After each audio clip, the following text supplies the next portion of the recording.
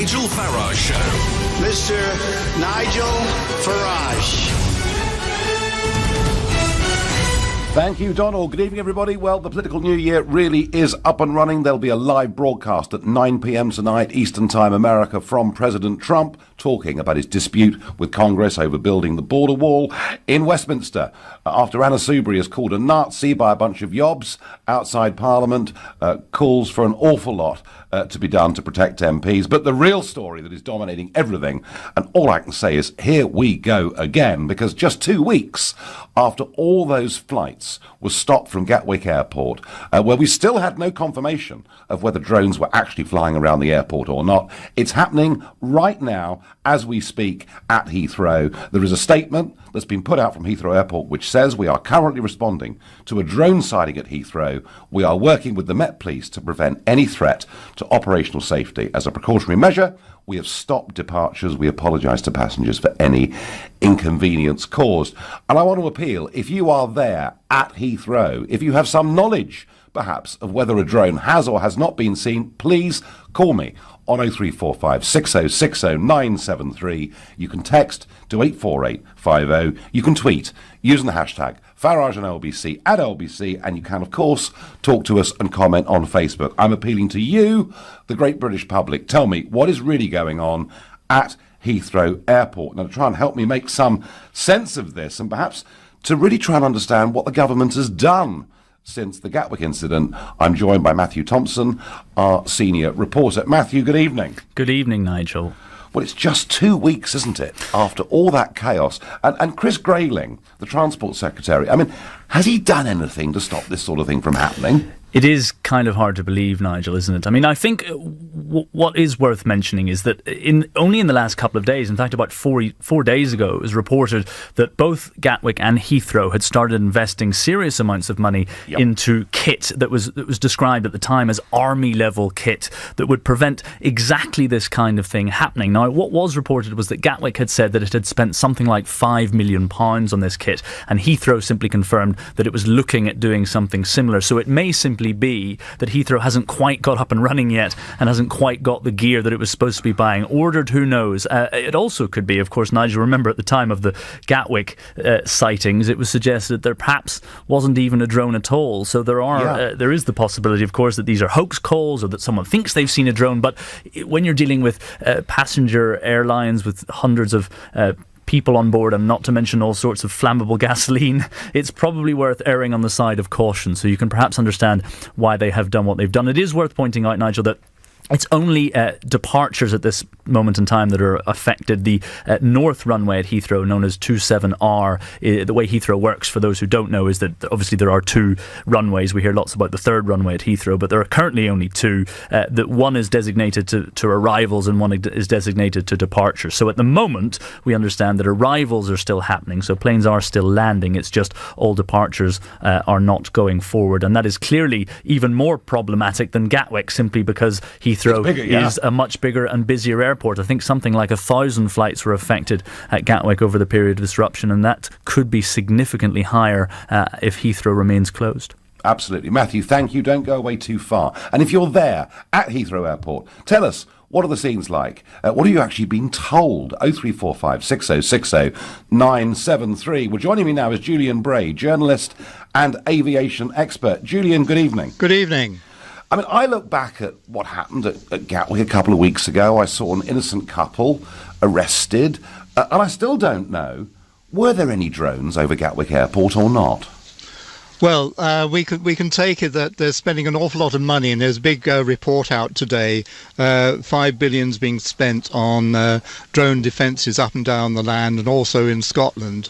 So, funnily enough, that report came out earlier today. Now, suddenly we have a sighting. Now, whether somebody has actually seen the earlier reports that they could be in big trouble if they start flying drones near airports, we don't know. So we don't know if this is just somebody messing about, you might say. But the point, it is serious. Press Association are saying that all departures have been cancelled. My understanding is there's been sighting of one drone, and that is what they're following up at the moment. But the point is they have to follow these things up, because you cannot have stray bits of plastic and metal flying around when planes are landing and taking off. and I don't want to be flippant about this in any way at all, but, I think of the size of an aeroplane and the size of a drone.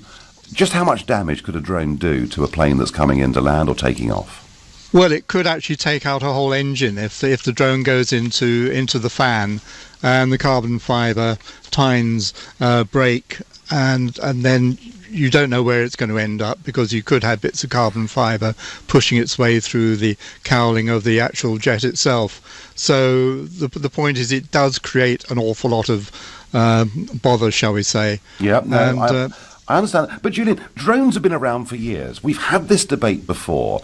We understand that Chris Grayling, the Transport Secretary, rather downgraded the importance or the potential risk from drones. I mean, surely, in a couple of weeks since that disaster, for all those thousands of people trying to use Gatwick, surely stuff must be in place by now?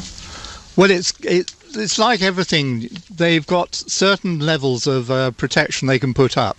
What they put into Gatwick was pure mil-spec. Military equipment went in there, which you cannot normally use as civilian airport.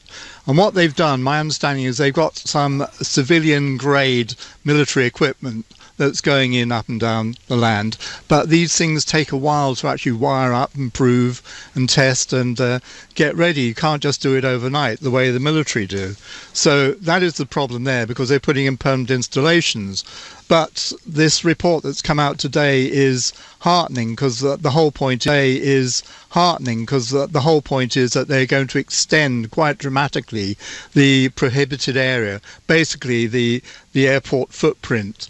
And if anybody goes in there, they're in big trouble, because in future, drones over a certain weight have to be registered. The operators have to pass the Civil Aviation Authority test.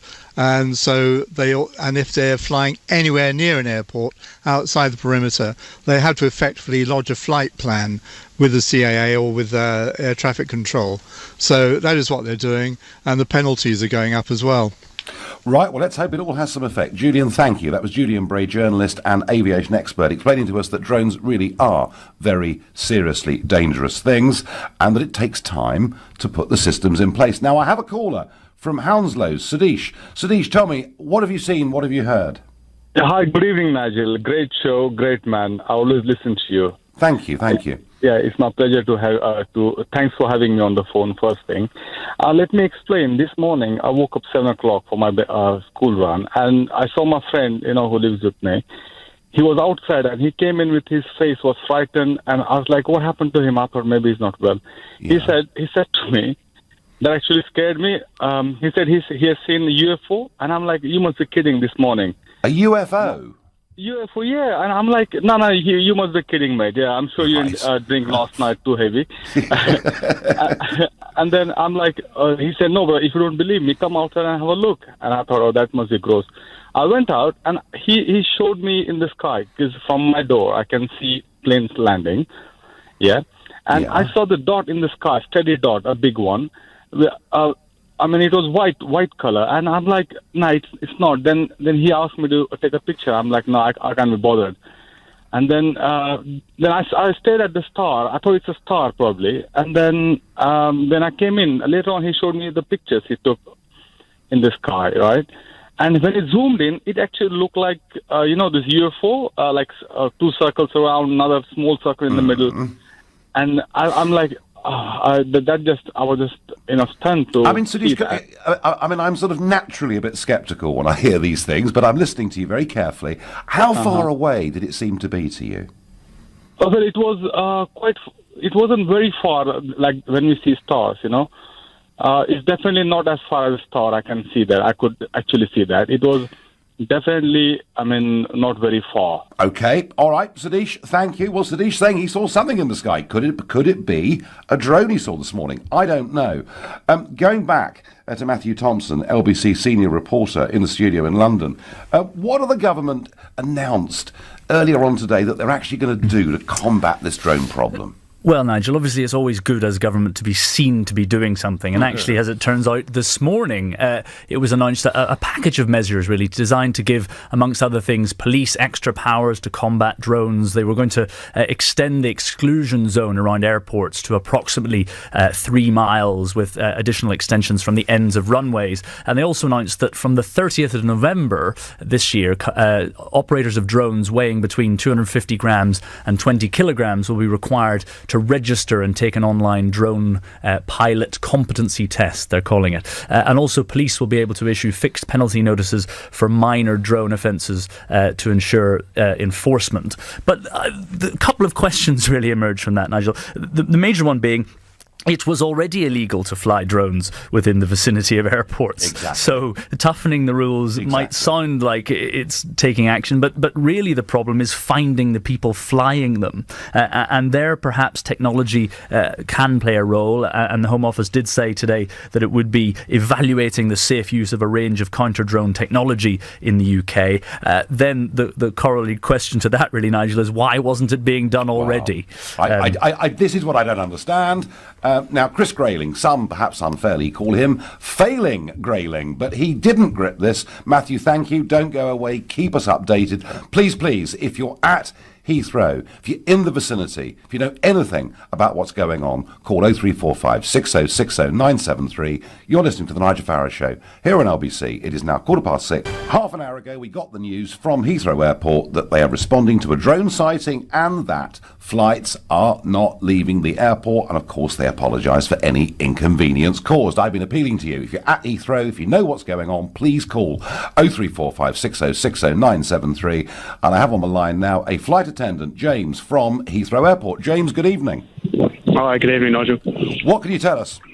Well, I'm just at the end of the taking off runway in the staff car park, and flights seem to be taking off normally every minute as they would do. Flights are taking off again, are they? Yes, they are. They have been for about the last 5 minutes, so I'm just waiting for the car park bus. And that's from the northern runway, obviously. Yes. Okay. So could it be that the scare's over?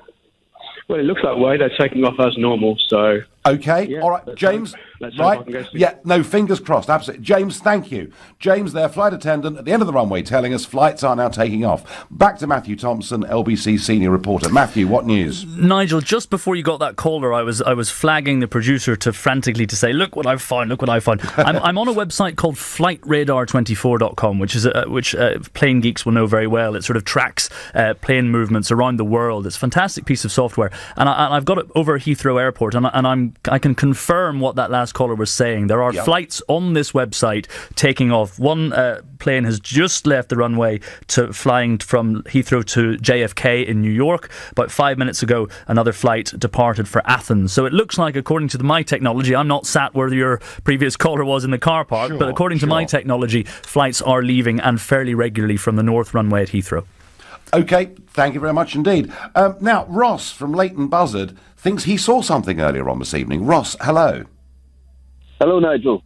Hi. So what did you see, Ross? Well, I was headed north up the M25 past Heathrow, and the turn off just after the M4, I seen a drone with blue-green lights flying alongside the M25, and it came down just at that turn off there. What sort of height was it flying at, Ross? It wasn't very high, maybe I don't know, 40 foot. And you're absolutely convinced it was a drone? Absolutely convinced. Flying right alongside the M25 and came down just at the top of the slip road. And from that junction, I'm just thinking, because there's a junction there that goes into Terminal 5, so actually... Yeah, it's not the main junction, it's just the next turn off after the M4. But the runway's literally just a few hundred yards away, isn't it? Yes, yeah. And so, Ross, when you saw this drone, and you presumably had LBC on the radio, I mean, have you tried to report this to anybody? Yes, I've tried to report it to 101, but I'm in one massive queue, so... You're in a queue? Yes. So and Ross, please tell me, what time did you see the drone? I seen the drone about an hour ago, maybe more. So before this emergency, or whatever it may be, kicked off. Ross, fascinating. Thank you for calling us. Don't cut off, because I think what we need to do is we've got the telephone number for the Metropolitan Police's press office. and we're going to put you straight in touch with the Metropolitan Police. Thank you very much indeed for the call. Joining me now is Richard Gill, founder and CEO of Drone Defence. Richard, good evening. Hi, Nigel. How are you? So it doesn't really... drone owners are not exactly top of the pops at the moment, are they? They're not. It doesn't seem to be that everybody seems to be sighted drone. They seem to be responding in the most extreme way at the minute. So, it's an interesting development this evening. Richard, do you think the government proposing legislation should be put in place for drones of any significant size, that people who buy them should have to register, should have to pass a test, there should be a log of who these people are? Does that make sense? I think it does to a certain extent, but then legislation alone is not enough. I think legislation needs to change to allow people like airports, prisons, football stadia, and power stations to have access to the technology that you need to stop these types of drone incidents. There are well-tested pieces of technology on the market available today in the UK that could stop most drones flying near airports. So if I was having this conversation, Richard, with you in the United States of America, would JFK Airport, for argument's sake, be able to defend themselves from drones? Funnily enough, the US has stricter laws than we do. So actually, in that respect, we are more progressive. So we do have police powers that enable us to deploy anti-drone technology. It's just those powers sit with the police and the security services, not with the people who operate the airports and the prisons. Is this, Richard, in your view, is this a failure of Chris Grayling as our Transport Secretary to grip this and make sure we're well defended? I think, that's beyond me to make comments on that. But I think the government has to move at the pace of the government, and it has to test all the available technologies out there. And they're doing that. I just think they need to do it quicker now. Gatwick and now tonight at Heathrow has shown us that they really need to get on with this. But you could have told them this a couple of years ago, couldn't you? I think you're right there as well. We could have highlighted the risk to them, and we did. The fact is that I think airports have got lots of risks to manage, and until something actually happens, and thank God nobody's been hurt, until something actually happens, they can't put it high enough on the priority list to resource it. So Gatwick again tonight at Heathrow, that will really bump this up to the top of the agenda, and hopefully they will make appropriate decisions. And just for the ignorant, Richard, among us, how big can some of these drones be? In our office, we've got things that are 2 meters across from tip to tip, and they'll fly for 2 hours from 25 miles away. And we've got those on our office wall type of thing. So with a little bit of knowledge, you can get something that's really quite got a good performance. So could I go out, Richard, tomorrow and buy one of those 2 meter span drones with cash without registering my name with anybody? I think, there's always a way if you've got the money, absolutely. Yeah, well, it just shows we can be held hostage here, can't we, as a country, economically, very, very easily. Richard Gill, thank you, founder and CEO of Drone Defence, and Richard making clear we can defend our airports against drones. The technology exists, we just haven't got on with it. It's very, very frustrating. Will from Sheffield is calling. Will, good evening. Good evening, Nigel. So, have you seen drones around airports, Will? How do you feel the government's dealing with this? Well, I'm in Sheffield, so they closed our airport down a while ago. The thing that I don't think it really has anything to do with the government. Heathrow Airport Holdings, the company, their revenue is £2,700 million, and that was in a year. That was in 2015. Yes. So I'm truly perplexed, Nigel, as to why a company that earns nearly £500 million a year can't solve a little problem like this. And I think all of us in this country ought to be quite concerned when a company earning that kind of money can't even solve a simple problem like this. Okay, so you put more of the blame on them than you do on the Transport Secretary. Well, with all those millions of pounds, you'd have thought that someone there would have had this on the radar, no pun intended. Yeah, no, okay, no, I get. Well, I just, seems to me, we just look right now as a country completely and utterly incompetent. Yeah, I'd say so. If I was a transport secretary, I wouldn't be breaking a sweat. I would be sweating Heathrow Airport holdings and their owners. Those are the people who should be sweating.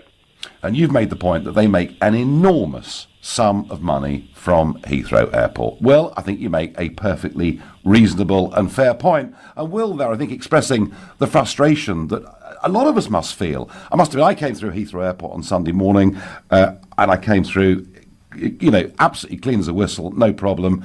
I think it's hell there right now, although we do hear planes have begun to take off again. Kate is calling from Tufnell Park. Kate, good evening. Hello, Kate. Can you hear me? Yes. Can you hear me? Yes, I can. Hi. Oh, so what good. do you make of this, Kate? Well, what I wanted to... Well, it's Chris Grayling's fault. How he's in that job still, God only knows. I agree. But the point is, what I wanted to say, I was against the third runway at Heathrow, and I wrote to the government about it, but obviously, don't get anywhere. Probably went in the bin. But the point is, when I grew up, I lived in Heston, and I was on the flight path. Yep. So when we were in the garden, the planes almost touched our chimneys. That's how close it was. And they came in every minute. Now, if I had a drone now, I could just fire it from the garden, couldn't I? Straight into the engine. I mean, you could see the engine and the people sitting on the plane. How are you going to stop it? Well, Kate, the argument would be the government now say they're going to prohibit all drone flights within 3 miles of airports to stop that from happening, but certainly we need action. Back to Matthew Thompson, LBC senior reporter. What news, Matthew? A couple of quick updates, Nigel. First of all, the Transport Secretary, Chris Grayling, who we've already been discussing at some length in the last half an hour or so, says he's put out a statement saying that he's in contact with the Defence Secretary and the Home Secretary, and indeed with Heathrow, that the military are preparing, in his words, to deploy equipment used at Gatwick should it prove necessary. Also worth saying that we've been in touch with Heathrow, who haven't yet prepared a statement, but they have told us that flights there are resuming. OK, thank you very much indeed. You're listening to the Nigel Farage Show here on LBC. It is now 6:30 and here we go again. Another possible drone sighting, this time at Heathrow Airport, stops flights leaving Heathrow Airport for about an hour. We're told flights have now resumed and the situation will, it might take a bit of time, but return to normal. A spokeswoman from the Metropolitan Police said they were called just after 5 p.m. to report sightings of a drone within the vicinity of Heathrow Airport. I wonder whether that's consistent with the previous caller we had on who said he was on the M25 and saw a drone at about that time. And Transport Secretary Chris Grayling has said, we are in contact with Heathrow Airport concerning the drone sighting. I've already spoken to both the Home Secretary and the Defence Secretary, and the military are preparing to deploy the equipment used at Gatwick at Heathrow quickly, should it prove necessary. Folks, I'm asking you, does this possible drone sighting, does the closure for an hour or so of our busiest commercial airport, does it show just how incompetent we are in this country in terms of forward planning? Because I think it does. We've had drone experts on within the last half an hour telling us the technology exists for us to be able to protect our airports completely from drones, and we simply haven't done it. I mean, we're in a situation here where a couple of cranks could do huge economic damage to this country. I think we're very, very poorly prepared. I think we look really incompetent. Tell me I'm right, tell me I'm wrong, tell me what you saw at Heathrow earlier on today. 0345 6060 973. I'm off to Walthamstow to speak to Daniel. Good evening, Daniel. Hi, good evening. Two things I wanted to say. First thing, there are 2 types of drones that you can get on the market.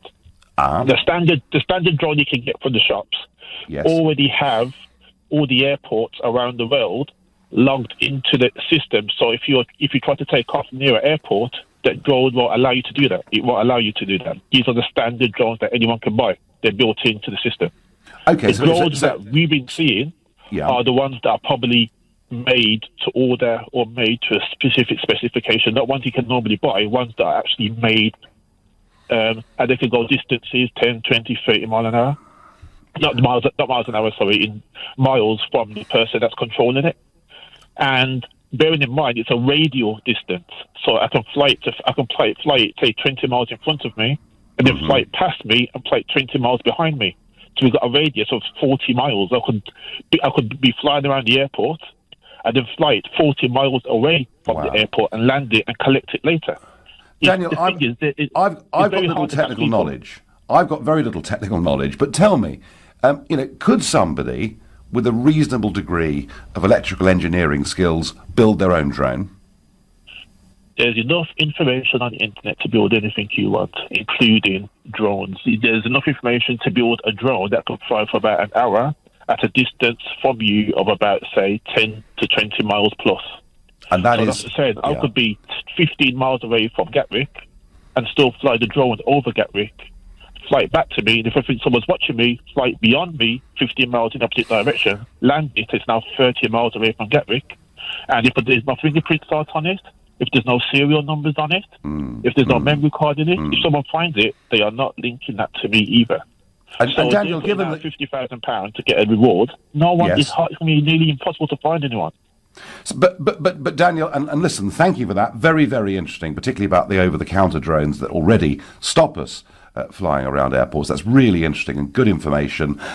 You've heard earlier on in the show that the technology exists to protect our airports from drones. Why haven't we done it, Daniel? Because someone out there is either one of two or three things. They're looking to embarrass the UK. They either try to get the government to pay somebody a lot of money to get this type of stuff into airports to stop drones, or somebody specifically didn't want someone taken off or landing on a Pacific day. It's nothing to do with enthusiasts just flying a drone around for fun and being an idiot. Someone somewhere specifically wants to shut down the airport for a specific reason, or they're looking to do this to make a bigger gain elsewhere. It does feel this like isn't it. just. It does it's feel not like just it. a prank someone just messing about. It's not. No. Daniel, thank you. I get by text. I think drones should be banned, as they have more military and industrial purposes than anything else. They are not a hobby and can be used for burglary, prison drops, disruption around airports. Doesn't make any sense for them to be legal, says Charlie in Kent. Charlie, I have to say, last week, for the first time in my life, I used a drone. I did. I was on holiday, fishing. We were in big, rough seas and winds, and we used a drone to get a bait out. So they can have good hobby purposes. Caroline in Woking says, so hang on a minute, are you telling me these Muppets only deployed drone defences to Gatwick, not at Heathrow, Stansted or anywhere else? That is very dim of them. I think dim, Caroline, is way too polite a word for the sheer level of incompetence that we're seeing here. That's what I think. And Scott is a caller from Gatwick. Hi, Scott. Hi, Nigel. How you doing? So I'm just starting my own drone business. I've actually purchased my drone last year, and I just purchased it from a shop. And as soon as I got it out of the box, I was up beyond 400 feet in the air. No idea what I was actually doing. I want to go sort of commercially and into business, actually being able to charge people for having aerial photographs of their houses, weddings, and things.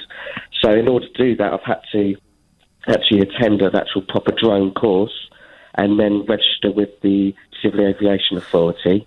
So as I say, with my drone, during the day, so when you're flying during the day, basically it's got sensors that stops me from going into walls, going into buildings, and I can set it to the height. I mean, the legal height at the moment that is set by the government is 400 feet, and you can't go more than 500 metres away. You always have to have the drone in line of sight. If you're flying the drone at night, especially my drone, it has no sensors. So it's actually just fly. You have to physically fly it. During the day, if you just put it up in the air, it will just hover and stay. During the night, it will just drift. And what makes me think about this is, I think it must be professional people. To actually fly from a location from a garden, maybe over to the M25 towards sort of Heathrow and think, it must be professional. I mean, I work at Gatwick Airport, and just from people saying, we need to shoot it out the sky and stuff, it's crazy. I just don't know how they're going to get around it, to be honest. But Scott, I mean, you own drones, you fly drones, you also work at Gatwick Airport. I mean, do you think airports like Gatwick have protected themselves enough, have taken this drone threat seriously enough? I just don't think it's been a problem up until now. I think drones have become more popular. I mean, I bet this Christmas just gone, I bet a lot of people have got drones for Christmas. I mean, a 13-year-old kid can just get a drone, take it off from their garden, and have no idea of the consequences. I mean, when I've got my drone up in the air, all I'm thinking about is the money if it flies off somewhere, because it can just lose signal, and off it goes and flies off.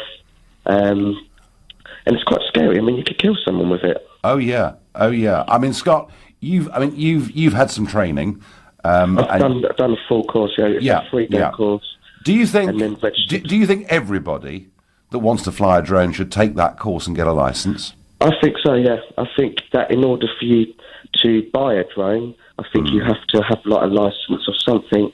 To buy a bit like a gun in this country, really. A gun license, or even a car driving license. Scott, I'm not generally massively a fan of government regulation, but it does seem to me it's been particularly highlighted by what's happened at Gatwick and what's happened again today at Heathrow, that going through a test, passing us, getting a certificate, doing what you've done, Scott, strikes me as being the right thing to do. Thank you very much for the call. The military should be in Heathrow now and charge the airport for the expense until they have put in the necessary protection, says John from Lincolnshire. John from Lincolnshire, what I'm stunned by is that this obvious, very obvious threat to our airports that's been growing for the last few years, and the British government, and yes, we can criticise the commercial companies that run these airports, but the British government should have seen this threat, they should have acted, and what we learn is when this was talked about a year or two back, it was downgraded as not being really very important. Well, it is. We look incompetent. We look a bit of a joke. You're listening to the Nigel Farage Show here on LBC, and it's now 6:45. Well, chaos this afternoon at Heathrow Airport. A suspected drone sighting. The Metropolitan Police said that people reported seeing drones. Not absolutely confirmed. Mind you, nothing was really confirmed at Gatwick a couple of weeks ago, was it? Airport closed down, at least flights outbound closed down for about an hour, now getting back to normal. But doesn't this just show not only how vulnerable our airports are, but how, frankly, incompetent we look to the world? And whilst all of that's going on, some shenanigans in the House of Commons. Voting is currently taking place now on the Yvette Cooper amendment, and that is an amendment to the Finance Bill, which, if passed, would restrict the government's tax powers in the event of a no-deal Brexit, unless that was explicitly approved of by MPs. So this is an attempt in Parliament to prevent a no-deal Brexit. We're going to see a lot more of this in the weeks to come. Back to this drone debacle. Nigel, they said after the Gatwick incident that Heathrow already had the equipment. Are they lying, says Diana. Diana, what a dreadful thing to say about the British government, honestly. But I'm with you. We were told, weren't we, if it happened at Heathrow, it was all going to be okay, and clearly that wasn't the case. Robert suggests, why not get the RAF regiment involved, the Rock Apes as they're known? They are the world's experts in protecting airfields. At the very least, they could be consulted. Robert, you're right. That is what the RAF regiment do. They protect our airfield military bases. You'd have thought in this situation they might be really rather useful. Take it out, I'm urged on Twitter. Well, I think it may take a bit more than a 12-bore to do that. And lock up the smart idiot who thought it was fun to disrupt the UK's primary airport. Yoni, we still don't know whether somebody has done this as a prank, whether somebody has done this with malicious intent. We still don't actually know whether there really was a drone. I know people have said they thought they saw them. We still don't actually know whether there was a drone over the North Runway at Heathrow this afternoon. We simply don't know. We're looking incompetent. That's what I think. I wonder what Rajiv in Richmond thinks, whether he agrees with me. Good evening, Rajiv. Mr. Farage, good evening to you, sir. It's nice to hear you talk about different topics. Mr. Farage, I have to say these drones are actually a threat, and it could be a very serious threat to the airports. It could be a terrorist threat. They could be taking pictures for the planes taking off and landing, and the government is not taking this issue very seriously. And they say, the toughest, in India, if you go to India, Indian airport, Indian airport, the security is Z security. Nothing can fly. there is so much security at Heathrow Airport. People with, guys with armed guards and everything, and nobody's protecting the skies. And the skies are the most important, where the planes have to take off and land, and they're not protected. This country is becoming a laughing stock to the whole world. That 75% of the world that this country ruled and is becoming a laughing stock. People in New Zealand and in Australia, they're laughing. Friends of mine, they say, this country can't even protect its airport. Just imagine. Rajib, I agree with you. So what's gone wrong? Why has the government not just gripped this and sorted it out, given that the technology exists? Why haven't they done it? Because this government does not believe in prevention.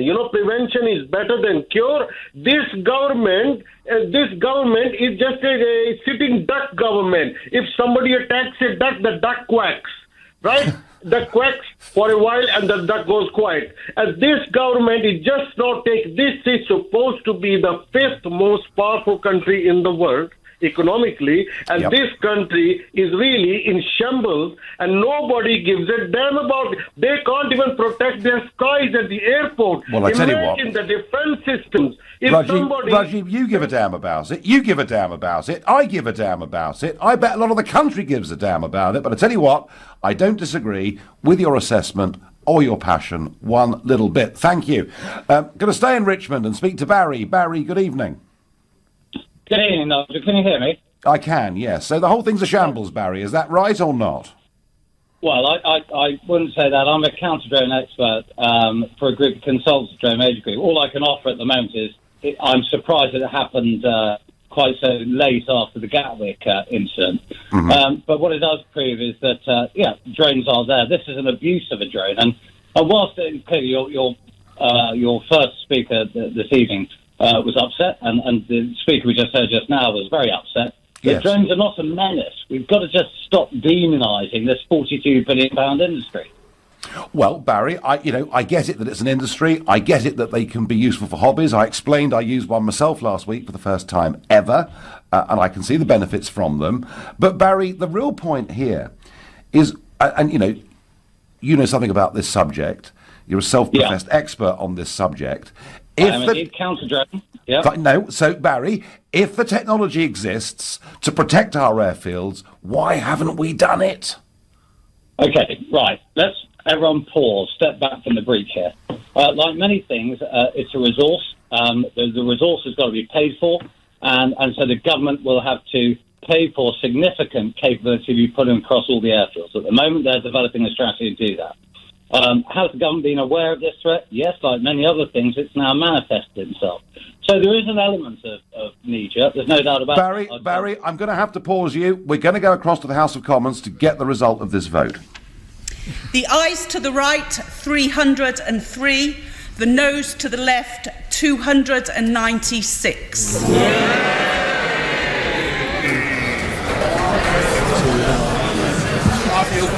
Thank you.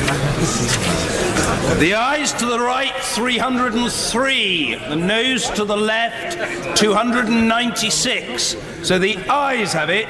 The ayes have it. Unlock. Thank you. Well, do we come now to Amendment 8?